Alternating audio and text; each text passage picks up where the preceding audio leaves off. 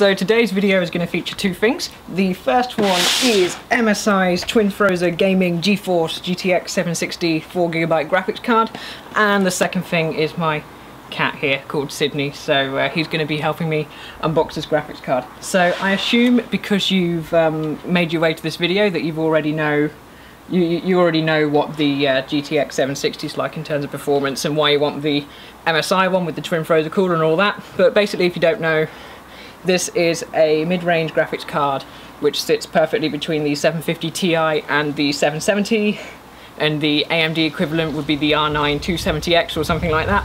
So it's a very good performing card. I'm upgrading from a HD 5870, and this card is about twice as quick as a Radeon 5870 in most games. So without further ado even, let's get to the unboxing. So I'm just going to very quickly go through this without any blabbering and stuff like that. So basically, whoops, if I can get it out. So basically, comes in the sleeve, comes out like that, and then we get something that looks a little bit like this. Okay, so let's have a look at what's in the box on the top, which says MSI Gaming G Series on it. The packaging's quite nice. I don't really mind too much how my stuff comes packaged, so long as it's packaged securely, which this was. It was packaged quite well, in fact. So let's open up this box simply by lifting up the tabs and seeing what's inside.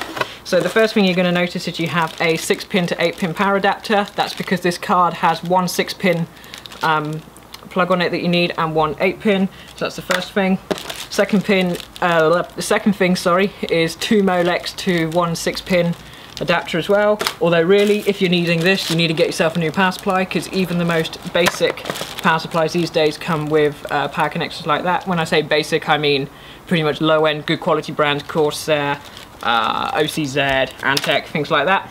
Second thing you've got is a VGA to DVI adapter, and again, if you're still using a VGA monitor, you need to get yourself a new monitor. Driver CD that also comes with MSI burner overclocking software, which I'm sure you know what that is. Basically, if you don't, this is software that allows you to overclock your graphics card. Also has a driver on it as well. You don't need to use this. You can download the MSI software from their website, and you can download the new drivers for this graphics card from NVIDIA's website. And then we also have a quick user's guide which has an F35 lightning tool on it, which you may or may not want to use. So basically, I don't really need anything that's in this box because my power supply already has all of the appropriate connections, and I'm using two DVI monitors.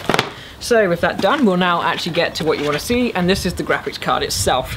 So in here is just a foam packaging thing, and then we can see that the GeForce is nicely presented just like that in an anti-static bag. The Radeon 5870 that I was using before was about 11 inches long. This is about 10 inches, so it's still quite a big graphics card, and as we can see, it's quite long. But one thing that's quite nice about it is that it's backplated, which is quite unusual for a mid-range graphics card. So without further ado, let's take it out of the bag. Now obviously, one thing that I've noticed having gone from a 5870 to this is that this is much lighter. 5870 was a really heavy old monster. It was stupidly heavy, really, that graphics card was, considering well, obviously back in the day it was high end and that, but now it's quite outdated. So this is the card itself. Let me just pick it up. So as we can see, it's backplated, and the first thing you'll notice is that we have our two SLI connectors on the top, and it's PCI Express 3.0, and we do have covers for those, which I will be taking off. On the back we have two DVI ports, one HDMI port and one display port. And then of course there's not really much else to say other than the cooler itself is quite an impressive one. The last time I used an MSI TwinFrozr card was with a GeForce GTX 560 Ti about 3 years ago. That of course had the lovely metal silver one, which I thought was gorgeous. I don't think this cooler design is quite as nice, but it does look pretty awesome, and let's be honest, it's sitting in my case most of the time. But it does have these really cool heat pipes that you can see here. It does have some really cool heat pipes right there. And of course, the other thing that you'll notice about this graphics card is that you do need a 8-pin and a 6-pin adapter on your power supply so that you can power the card. So that's basically all we have to say for the overview of this graphics card. It's a pretty neat looking thing, although probably not quite as nice as the old TwinFrozrs, but that's just my opinion. Some people really might like the red.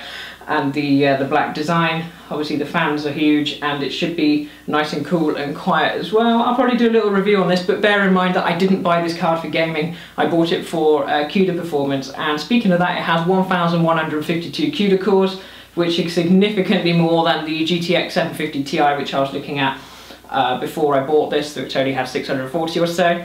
And the other thing about this particular card is, as I've said, it is a 4GB model, so that means it's good for the high resolution footage video. At the moment I'm only doing 1080p, and even a 2GB version of this card would be fine, but yeah, I thought I'd get the 4GB just for the future proofness. So at the moment this card costs about £210 in 4GB and about 170 in 2GB, making it one of the cheapest GTX 760s out there. The other brands, EVGA, Asus, Gigabyte, they all tended to be a little bit more expensive than MSI on this particular occasion, so I think MSI do have good value for money right here. Just one thing to note though is that I'm recording this video on August the 12th, 2014. This card has been out for over a year now. It came out in June 2013, so there's probably a new GTX 860 on the way. So if you're looking to buy a gaming rig now and you're looking at this card, I suggest that you maybe wait until the GTX 860 is coming out, but I couldn't wait, and I'm only buying it for CUDA, so you know, GTX 760 will be fine. So thank you for watching my unboxing and first impressions of the MSI GTX 760 4GB TwinFrozr. Oh, and it's overclocked, by the way. It's overclocked. I forgot to say that. Yeah, it just occurred to me the name is COC. It's ridiculous, the name, but there you go. Basically, pretty much one of the best mid-range gaming graphics cards you can get at this point in time. So again, thank you for watching the video, and hope you enjoyed. Like, subscribe, whatever. Comment if you have any questions. Yep, cheers.